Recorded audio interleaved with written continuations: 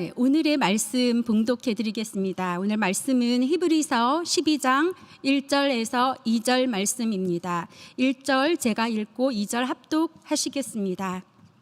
이러므로 우리에게 구름같이 둘러싼 허다한 증인들이 있으니 모든 무거운 것과 얽매이기 쉬운 죄를 벗어버리고 인내로써 우리 앞에 당한 경주를 하며 믿음의 주요 또 온전하게 하시는 이인 예수를 바라보자. 그는 그 앞에 있는 기쁨을 위하여 십자가를 참으사 부끄러움을 개의치 아니하시더니 하나님 보좌 우편에 앉으셨느니라. 아멘. 예, 자리에 앉으시겠습니다.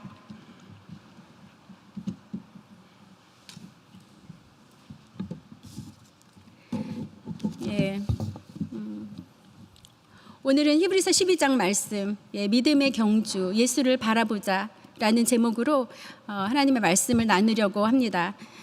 여러분 마라톤 경기 보신 적 있으시죠? 예. 흔히들 마라톤을 올림픽의 꽃이라고들 합니다. 이 마라톤은 총 길이가 42.195km입니다.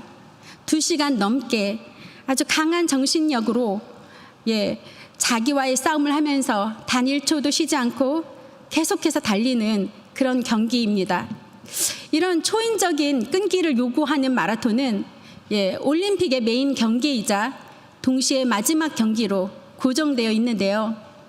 그래서 시상식도 IOC 위원장이 직접 나와서 전달을 해준다고 합니다. 그만큼 마라톤이 올림픽에서 중요한 종목이기 때문이죠.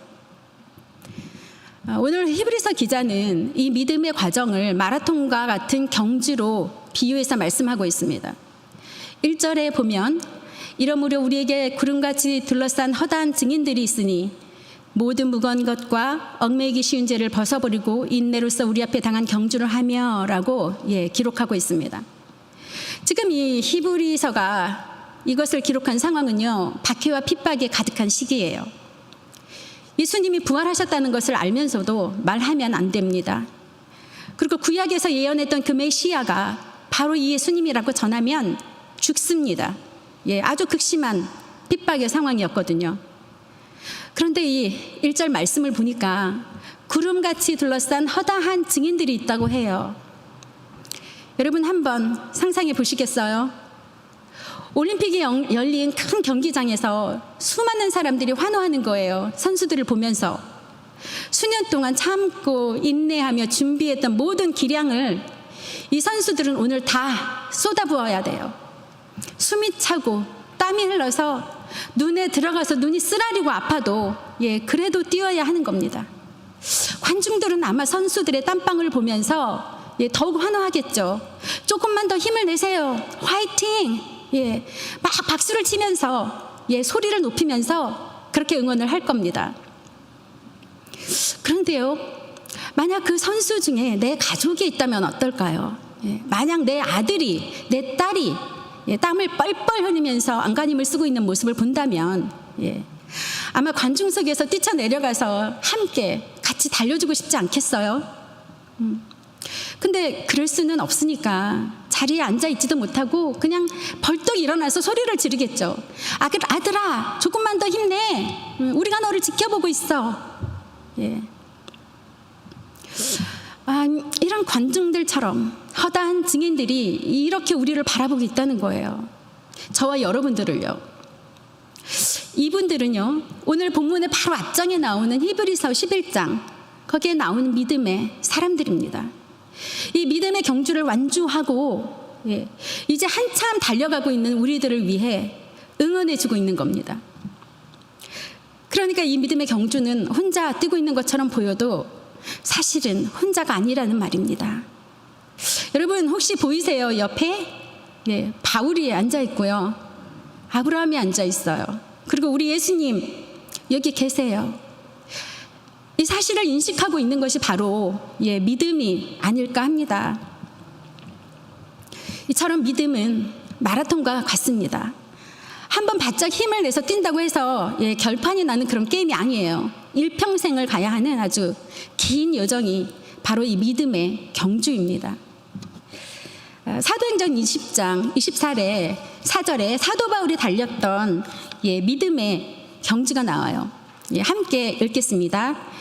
나의 달려갈 길과 주 예수께 받은 사명 곧 하나님의 은혜의 복음 증거하는 일을 마치려 하면은 나의 생명을 조금도 귀한 것으로 여기지 아니하노라. 예, 나의 달려갈 길. 예. 마라톤처럼 달려가는 이 인생의 길에서 바울이 받은 사명, 그 일을 위해서는 생명까지도 버릴 수 있다고 고백하는 겁니다.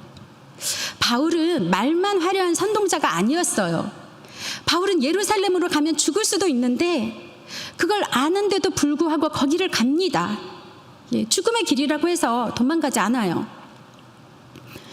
우리는 상황이 되면 순종하고 안 되면 말고, 예, 하나님의 말씀을 너무 가볍게 여겨요. 말씀은 생명을 걸고 지켜야 하는 겁니다. 그래야 우리가 삽니다. 요즘 우리는 말씀의 홍수 속에 살고 있어요. 유튜브에 보면 정말 많은 목사님들이 화려한 언변으로 성도들을 울렸다 웃겼다 하시죠. 근데 그 안에 정말 성령의 임재가 있는가, 하나님의 말씀을 삶으로 살아내고 있는가를 생각해 볼 때 너무 고민이 돼요. 작은 예지만 교회 세습이 웬 말입니까? 교회가 자기 기업도 아닌데 그리고는 그게 다 하나님의 뜻이래요. 참 더 어려운 것은 영으로 분별하지 못하고 여기가 좋사오니 하면서 그곳에 있는 성도들, 평소 제가 존경하는 또 청렴하시다는 그 옥하느 목사님이 만약에 지금 살아계셨다면 아마 강력하게 꾸짖으면서 한 소리 했을 겁니다. 지금은 그렇게 말씀대로 살면서 하나님의 공의를 부르짖는 분들이 점점 사라지는 것 같아서 마음이 씁쓸할 때가 많습니다. 또 바울은 얼마나 많은 유혹이 있었겠습니까? 가말리엘 수하에서 당시 최고의 학문을 익혔고요, 혈통으로는 유대인 중에 유대인, 또 로마 시민권자였습니다. 자기가 원하기만 하면 모든 부와 권력을 얻을 수 있는 엘리트 중에 엘리트였는데 예수님을 만나고 나서 바울은 그 모든 것들을 배설물처럼 버렸다고 합니다. 어떻게 이럴 수 있을까요? 우리는 정말 작은 것 하나라도 내 거 포기하지 못하잖아요. 아주 놓치지 않기 위해서 안간힘을 써서 꼭 붙잡고 있잖아요. 내 알량한 학벌, 경력, 그리고 자존심, 참 못 내려놓지 않습니까? 결국 하나님이 한번 후 하고 불어보시면 다 끝나요. 다 날아가 버릴 겁니다. 오직 우리 주님만 붙잡으셔야 합니다. 바로 이 바울, 이 소중한 것들을 왜 다 포기했을까요? 바울은 뭔가를 본 거예요. 그걸 봤기 때문에 멈출 수가 없는 겁니다. 어떤 유혹이 와도 다른데 쳐다보지 않고 달려갈 수밖에 없는 거예요. 그래서요, 진짜 예수님을 만난 사람은 달라요. 아무리 엄청난 것을 준다고 해도 절대 안 바꿉니다, 예수님하고. 여러분은 예수님을 만나셨습니까? 내가 예수님을 만났다면 분명히 알 수 있습니다. 근데 혹시 내가 만났는지 안 만났는지 잘 모른다면 안 만난 겁니다. 왜냐하면 예수님과의 만남은 너무나 분명하기 때문에 그래요. 어디서 우리가 예수님을 처음 만났습니까? 교회에서, 예배 현장에서. 그래서 예배가 중요한 거예요.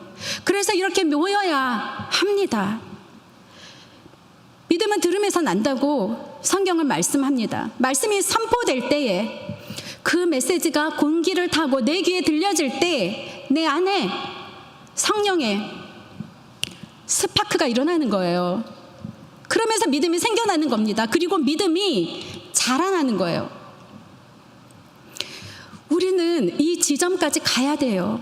예배를 드릴 때마다 삶에 이것저것 문제가 있고 영적으로 답답할 때 예배를 통해서 영이 열리고 또 문제들마다 믿음의 눈으로 볼 수 있어야 하는 거예요.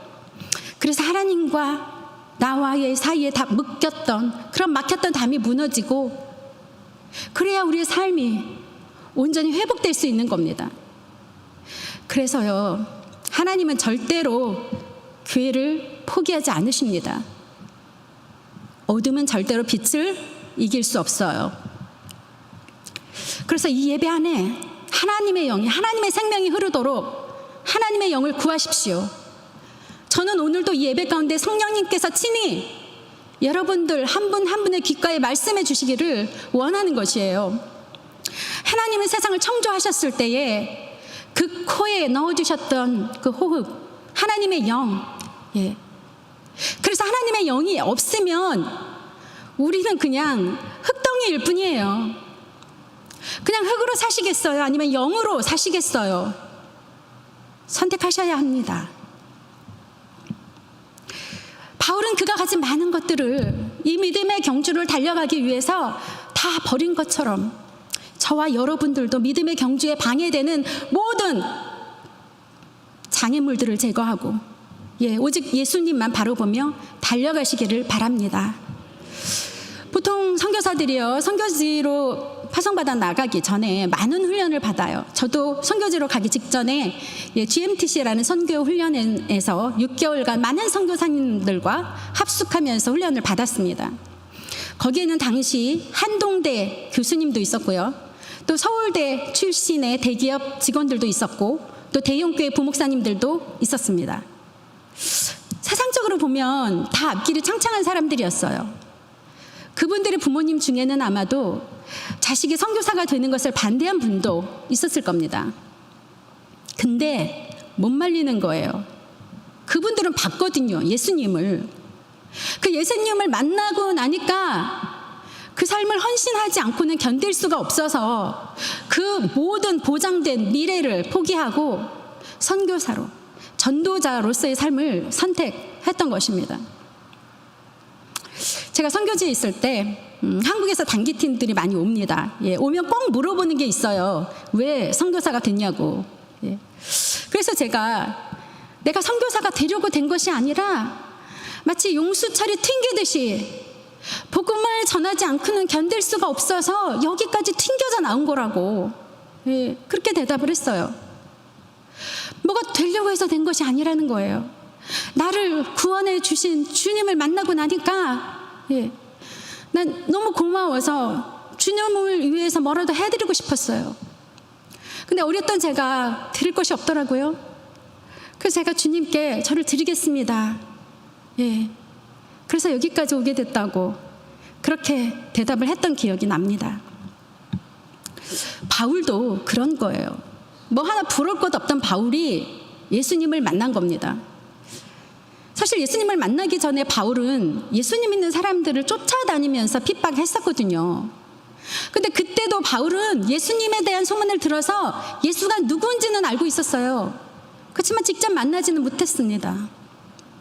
근데 그러던 어느 날 이 바울이 예수님을 직접 만나게 됩니다. 환상으로. 그리고 변했습니다. 완전히 다른 사람이 됐어요. 그래서 이렇게 갑자기 변한 바울을 보고 초기에 제자들은 바울을 안 믿었어요.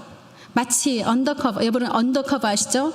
언더커버처럼 예수님 믿는 사람들 틈에 잠입해 들어와서, 숨어 들어와서 이 크리스찬들을 다 일망타진해 버리려는 그런 속셈이 아닐까, 바울이 거짓말을 하고 있는 게 아닐까, 이렇게 의심했었습니다. 근데 바울이 때리면 맞고 감옥에 가두면 감옥에 들어가고, 여기 가도 저기 가도 예수가 하나님이라고 그렇게 복음을 전하는 것을 보면서 서서히 동역자로 바울을 인정하게 되었습니다. 여러분, 우리도 예수님을 만나면 반드시 변화가 일어납니다. 예전처럼은 못 살아요.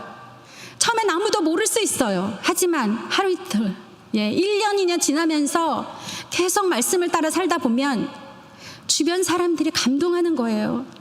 때때로 실패하고 넘어질 수 있어도 이 믿음의 길을 계속 살아내시기를 바랍니다. 이렇게 바울이 소문만 듣고 예수님을 믿는 사람을 핍박했듯이 우리가 예수님에 대한 소문을 듣는 것만으로는 안 됩니다. 그냥 예수에 대한 소문만 듣고 교회를 왔다 갔다 하다가는 기독교가 개독교 된다는 소리를 듣게 되는 거예요. 너무 심한 말 같으세요? 세상 사람들은 다 아는 말인데 우리끼리만 쉬쉬하고 있는 거 아닙니까? 많은 사람들은 진작부터 기독교를 개독교라고 비웃으며 말장난을 했습니다. 왜요? 사실 그들은 예수님을 탓하는 게 아니에요. 근데 수년간 교회를 다녀도 여전히 변하지 않고 고집과 이기심으로 종교적 행위를 하고 있는 우리 기독교인들, 부패한 목회자들, 그런 것들 때문에 교회를 비웃고 있는 겁니다. 며칠 전 제가 아는 선교사님과 통화를 하는데 한국의 후원교회 중에 한 교회 목사님이 은퇴를 하면서 전별금을 요구했대요. 10억 원. 그리고 매월 350만 원을 내놓으라고 했대요. 그리고 그렇게 안 하면 소송을 하고 세상 법정에서 다투겠다는 거예요. 그런데 성경에 있듯이 우리는 세상에 교회 문제를 가지고 갈 수 없잖아요. 그래서 장로님들이 모여서 회의를 하고 아주 힘겨운 시간을 보내다가 결국 그 돈을 드리기로 했다고 합니다. 10억 플러스 매월 350만 원. 이 목사님 하나님 나라 상급은 없을 거예요. 그리고 그동안 주님을 위해 했다고 하는 모든 사역들 말짱 도루묵 됐을 겁니다. 마태복음 12장 35절 말씀을 한번 볼까요? 선한 사람은 그 쌓은 선에서 선한 것을 내고 악한 사람은 그 쌓은 악에서 악한 것을 내느니라. 예, 사람은 결국 그 안에 있는 것이 나오게 되어 있습니다. 치약을 짜면 치약이 나오듯이 말년에 이 목사님을 꾹 짰더니 돈이 튀어나온 거예요. 그리고 성경은 돈을 사랑하는 것이 일만하게 뿌리요 결국 믿음에서 떠나 죽게 된다고 엄하게 경고하고 있습니다.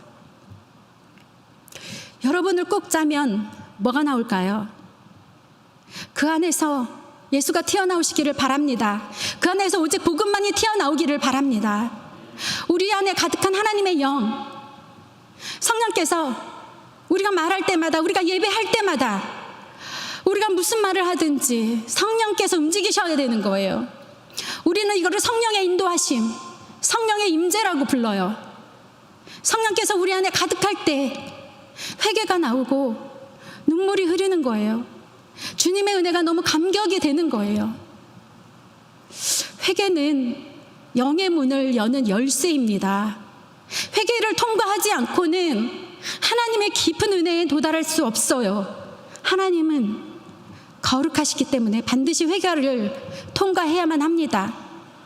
회개의 영을 구하세요. 계속해서 디모데서 4장 7절에서 바울은 나는 선한 싸움을 싸우고 나의 달려갈 길을 마치고 믿음을 지켰으니 라고 기록해요. 바울의 마지막 편지예요. 유언처럼. 예. 바울이 파란만장한 인생을 살았다는 것이 여기 한 줄에 다 나타나고 있는 것 같아요. 선한 싸움을 싸우고 달려갈 길을 다 마치고 믿음을 지켰다. 이 고백이 마치 예수님께서 십자가에서 다 이루었다 라고 말하는 것과 겹칩니다. 위대한 전도자 바울, 근데 이 바울도 예외 없이 이 믿음의 경주에서 필연적으로 많은 싸움이 있었을 겁니다.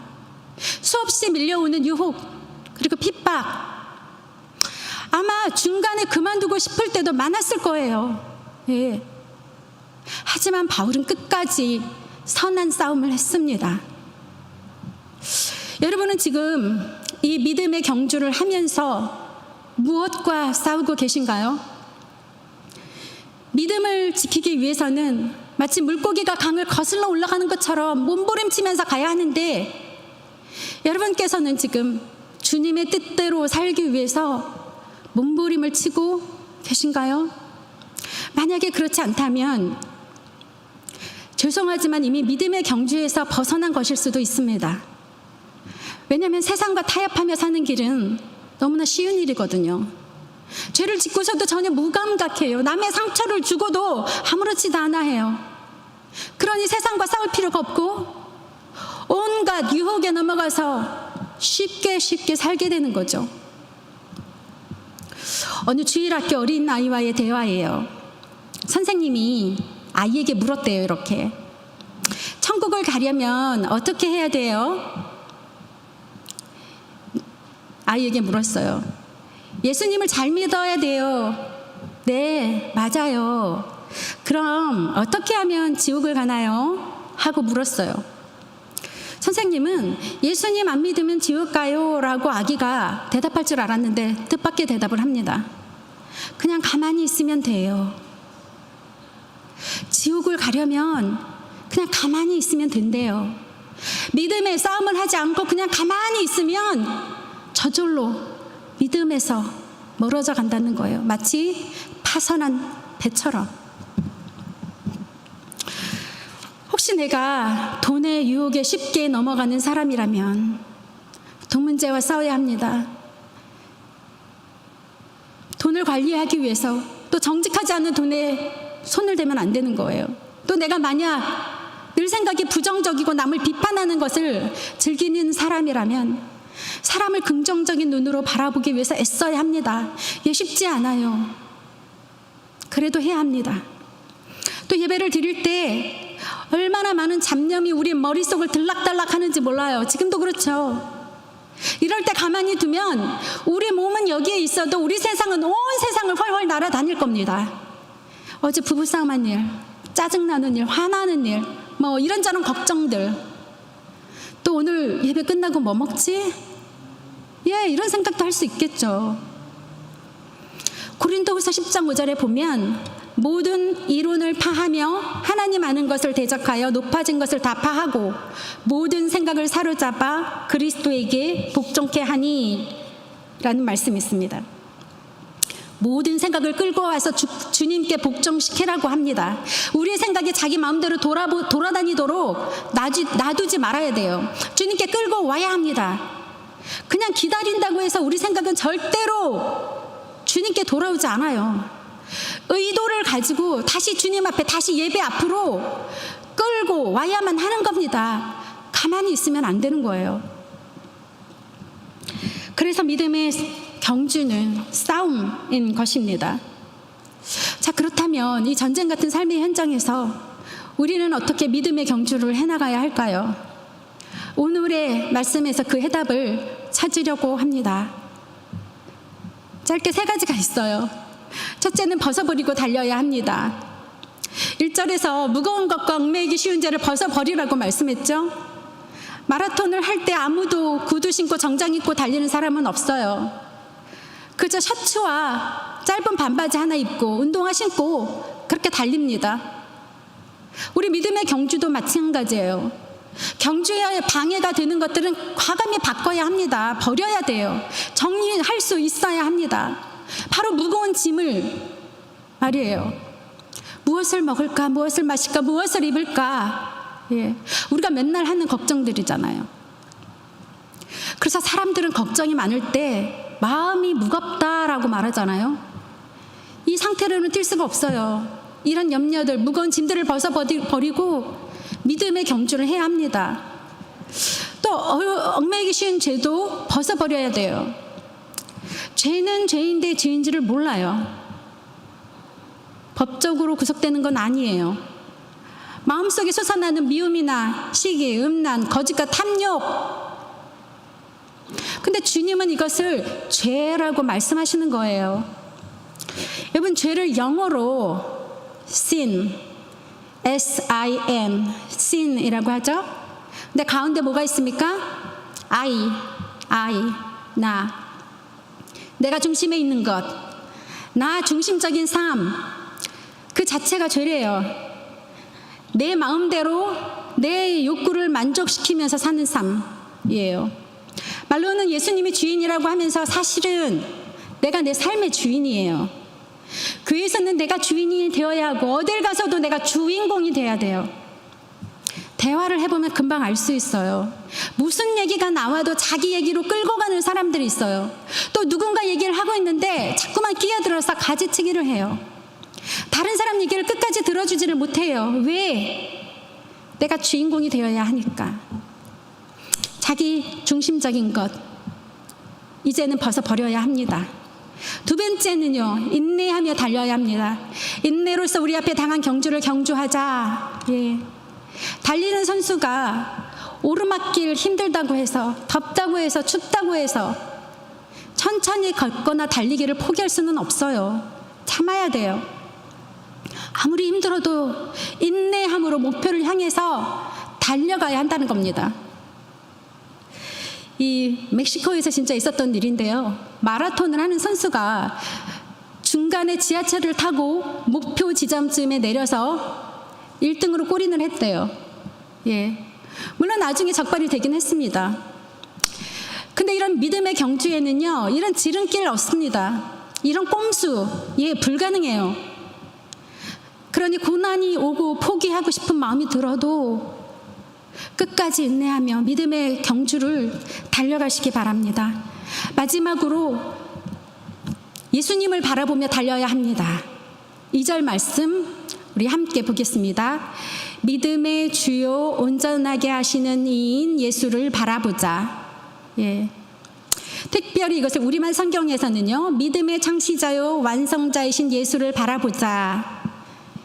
이 말은요, 예수님이 우리 믿음을 만들어내신 분, 창조하신 분, 창시하신 분이라는 말이에요. 원어에서 이 믿음을 피스티스라고 하는데 영어로 faith 또는 faithfulness, 신실함 이렇게 번역하고 있어요. 그러니까 신실하시고 믿을만 하신 예수님으로부터 우리의 믿음이 시작되고 그 예수님이 우리 믿음을 완성한다, 그런 뜻이에요. 그러니까 이 믿음조차도 사실은 내가 믿는 것 같지만 내 믿음이 아니에요. 그 예수님의 신실하심에 내가 몸을 기댈 때 그것이 믿음이 된다라는 거예요. 근데 예수님께 기대지도 않고 예수님을 바라보지도 않으면서 믿는다고 하면 사실 그건 믿음이 아니죠. 자기 신념입니다. 예수님과 전혀 관계가 없는데도 하나님의 뜻이라고 박박 우길 수 있다는 거예요. 자기 확신과 자기 신념으로. 이런 분들이 가끔 하나님의 음성을 들었다고도 하고 또 하나님이 어떤 마음을 주셨다고도 해요. 예, 저도 믿습니다.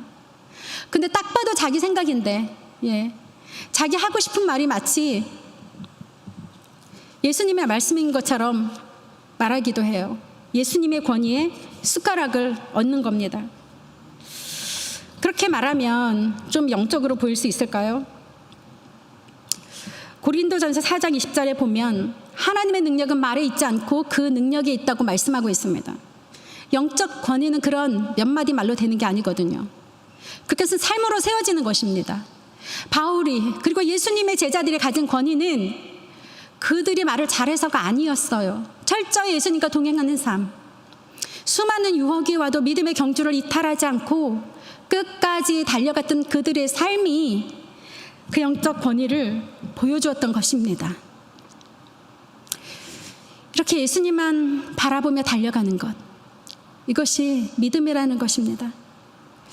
여기 예수님을 바라보면서 무리를 걸었던 베드로의 이야기가 있어요. 마치면서 이 이야기를 잠깐 나누고 끝내려고 합니다. 마태복음 14장 28절부터 제가 읽어볼게요. 베드로가 대답하여 이르되 주여 만일 주님이 주시거든 나를 명하사 물 위로 오라 하소서 하니 오라 하시니 베드로가 배에서 내려 물 위로 걸어서 예수께로 가되 바람을 보고 무서워 빠지는지라 소리질러 이르되 주여 나를 구원하소서 하니. 예. 이 본문은 사실 완전 코미디입니다. 예수님께서 저 강 건너편에 계시다가 제자들이 있는 곳으로 오기 위해서 물 위를 걸어서 오는 장면이에요. 그거를 보고 베드로가 놀랐겠죠. 그러면서 와, 우리 선생님 많은 기적을 베푸시고 죽은 자도 살리신 분이니까 물 위를 걷는 것은 당연하지. 예. 그러면서 문득 어쩌면 자기도 예수님처럼 물 위를 걸을 수 있다고 생각했는지 모르겠어요. 믿음이 생긴 거예요. 그래서 예수님께 자기도 물 위를 걸어도 되겠냐고 묻습니다. 그랬더니 예수님이 오케이, 걸어와봐 말씀하신 거예요. 물 위에 떠 계신 예수님을 바라보면서 베드로는 한 발, 두 발 물 위를 내디디면서 예수님을 향해 걸어갔습니다. 예수님만 보면서요. 그러다가 갑자기 바람이 불어요. 시선이 흔들면서 예수님을 바라보던 베드로가 풍랑을 보게 됩니다. 무서웠겠죠. 예. 바로 물속에 빠져버려요. 예수님만 바라보았을 때는 안 되는 일이 없을 것만 같았는데 예수님으로부터 시선을 떼자마자 바로 정신을 차리고 이성으로 돌아온 거예요. 과학적 사고를 하기 시작한 거죠. 사람은 절대로 무리를 걸을 수 없어. 예. 그리고 그가 믿은 그 믿음대로 베드로는 바로 물속에 빠져 허우적거리게 됩니다. 여러분, 우리의 시선을 예수님께 고정할 때는 세상 안 보여요. 예수님만 보게 됩니다. 그러니까 두려울 것이 없어요. 그런데 예수님으로부터 시선을 돌리는 순간 세상에 확 잡아먹히게 되는 겁니다. 세상에 빠져서 허우적거리며 살아가는 인생이 된다는 거예요. 비참한 일이죠. 저는 이렇게 허우적거리며 살고 싶지 않아요. 그래서 예수님께 딱 붙어서 살려고 해요. 이 믿음의 경주를 마칠 때까지. 이처럼 인생의 마라톤을 마치는 순간까지 우리 모두 오직 예수님만 바라보는 저와 여러분 되시기를 바랍니다. 말씀을 마치면서 다시 올림픽이 열리고 있는 마라톤 경기장으로 가보실까요? 관중석에는 허다한 믿음의 사람들이 저와 여러분들을 지켜보고 있습니다. 믿음의 경주를 끝까지 달려가라고, 어떤 유혹에도 넘어지지 말고 끝까지 경주를 하라고 소리를 높여 응원해주고 있어요. 그 함성 들리시나요? 그리고 우리 예수님께서는 그 마지막 결승 지점에서 지친 우리들을 안아주기 위해서 두 팔을 활짝 벌리고 기다리고 계십니다. 우리는 그분만 보면서 달리기를 하면 돼요. 믿음의 주에 온전케 하시는 분, 우리 주 예수님만을 바라보면서 이 믿음의 경주 가운데 승리하는 저와 여러분 되시기를 축원합니다. 기도하겠습니다.